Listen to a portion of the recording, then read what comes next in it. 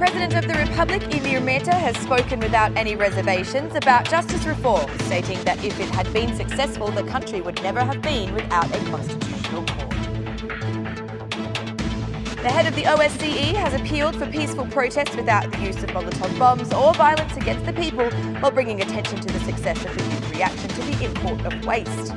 The launch of Frontex's work in Albania has those who have responded to it divided, with policymakers saying it's a sign of success and experts calling it a failure on border management by the state. It's 6 o'clock on Wednesday, the 22nd of May 2019. Good evening and thank you for tuning in to RTV Ora's English edition. My name is Alexandra, bringing you the only daily update of the local Albanian news translated into English. Although requested by the smaller opposition parties, President Meta said a dialogue between the majority and opposition, with him as a mediator, will not take place. This was the stance he explained while giving a speech during the conference Security Challenges in the Region. Also in attendance at the forum and speaking on the reform in justice, the German ambassador expressed her conviction that justice reform is headed on the appropriate path. I am convinced that Albania has already taken important steps in the right direction. For example, the progress with justice reform differs in comparison to the progress made in this area in neighbouring countries, said the German ambassador. However, unlike the internationals, the President of the Republic, Ilir Meta, thinks that justice reform has not been successful. On the contrary, he believes that it has caused an institutional crisis. According to him, the proof of this is the failure of the Constitutional Court and the lack of investment from developed Western countries. In giving his speech during the Balkan Security Conference, President Meta made accusations against the European institutions, describing them as having been politically captured. The head of state said that these institutions have rejected his call to monitor justice reform.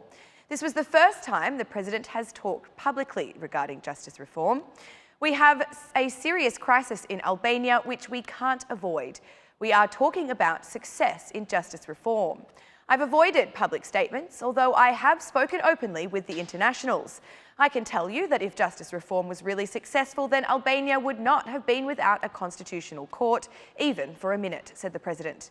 Meta determined the cause of the political crisis as being the changes to the constitution made back in 2008, when, according to Meta, politicians empowered their party roles and parliamentarianism.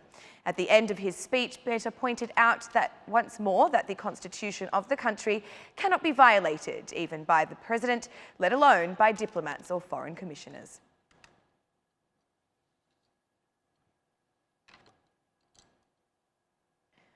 Leisure was the next stop on the Forum for Free Elections, organised by the right-centre grouping, allies of the Democratic Party. Fatmir Mediu, Nard Ndoka, Dashamir Shehi, Agron Duka and Vanjel Dule held a discussion about the situation in the country with the structures and sympathisers of the parties they lead. With a unified stance, they explained their reasoning as to why the elections cannot be held on June 30, with Edi Rama as Prime Minister. The chair of the Republican Party, Fatmir Mediu, said that elections without the opposition will spell the destruction of democracy. Meanwhile, the chair of the environmentalist agrarian party, Agron Duka, emphasised that Rama is recording his opponents in violation of the law. He is destroying political pluralism and our political freedoms, said Fatmir Mediu. Shehi, Ndoka and Dule all said that the decisions of the opposition were forced by specific situations and therefore they called for resistance. Present at the meeting was also the Democratic Chair for Leisure, Fran Frokai, who guaranteed support for the opposition action.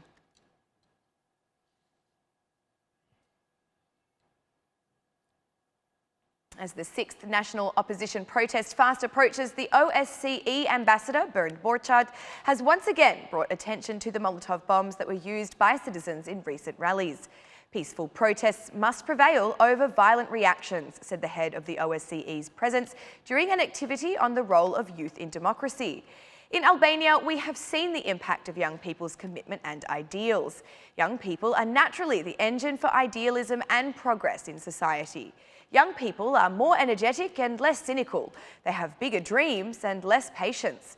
Throughout history, young people have been prominent in all of the popular movements that have challenged rotten political systems and secured advances in human rights.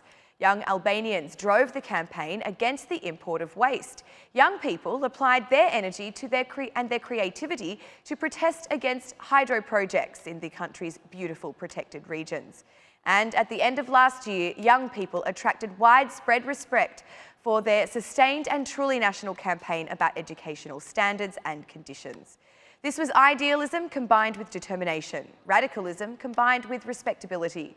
There is a stark difference between a sustained campaign of peaceful protest, active and sincere and genuinely popular, and a relatively small number of people attacking police with Molotov cocktails and doing damage to public and private property.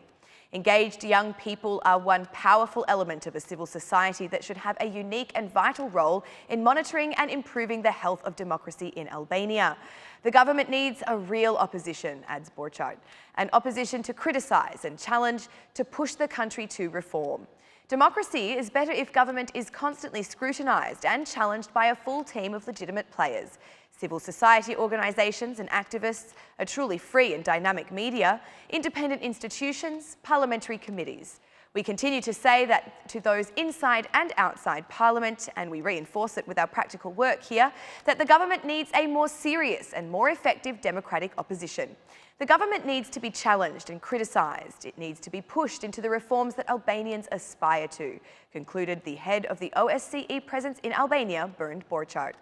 Now, for the third year in a row, Albania hosted the OSCE Presence's Youth Trail, an annual gathering of young people from around the region. The ambassador asked them for greater commitment in contributing to the development of democracy.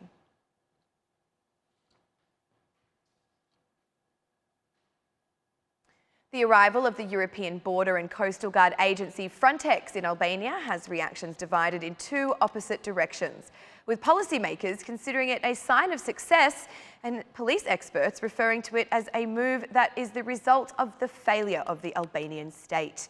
According to the former police director, Arben Hajdar-Martaj, the dislocation of Frontex at the Albanian border seems more like a handover of state responsibilities as a punishment for failing to manage the border properly. However, he did note that we can benefit from the transfer of knowledge resulting from the Foreign Office's experience.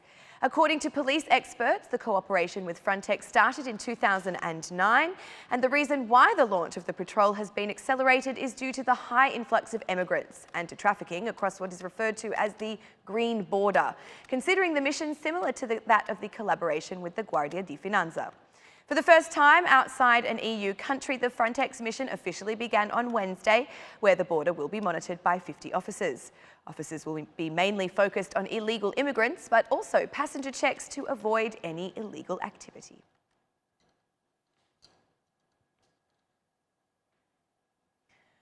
Mercury, otherwise known as silver tooth filling, will no longer be allowed to be used in dental clinics, as it is considered harmful to human health.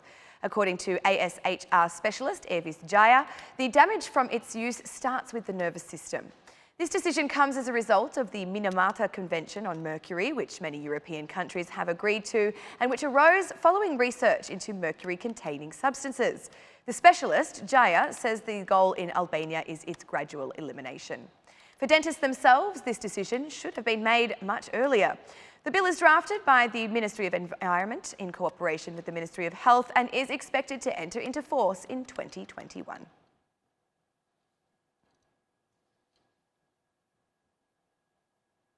More than half of Albanians die of heart disease. The latest data released by Instat on causes of death for 2018 suggests that circulatory system diseases resulted in 53.2% of the total deaths suffered by the country. This disease group continues to be the main cause of death, with a mortality rate of 404.7 per 100,000 inhabitants, though on a more positive note, compared to 2017, there is a decrease of 2.7%. After heart disease, the main cause of death for Albanians is tumours, which equate to 16.9% of total deaths. The mortality rate for this disease group has increased by 1.4% compared to 2017. The group of tumour diseases in men have a higher mortality rate at 164.9, while for women it's 92.9 for 100,000 inhabitants. When reviewed county by county, the mortality rate proves to be highest in the districts of Gjirokastra and Korça and lowest in the districts of Tirana and Kukës. Circulatory system diseases were most likely to prove fatal for the inhabitants of the Cookas district at a rate of 63.1%, with the lowest value in the Juricastro region at 41.4% of deaths. Referring to the tumour disease group, the highest number of deaths was recorded in the districts of Shkodra and Vlora with 18.7%, and the lowest in the Cookas and Doris districts at 14.9%.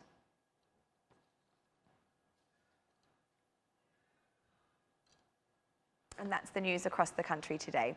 Thank you for watching our English edition this evening, and be sure to join us again every Monday to Saturday at 6 p.m. for the latest news from Albania. Once again, on behalf of RTV Ora, thank you and good night.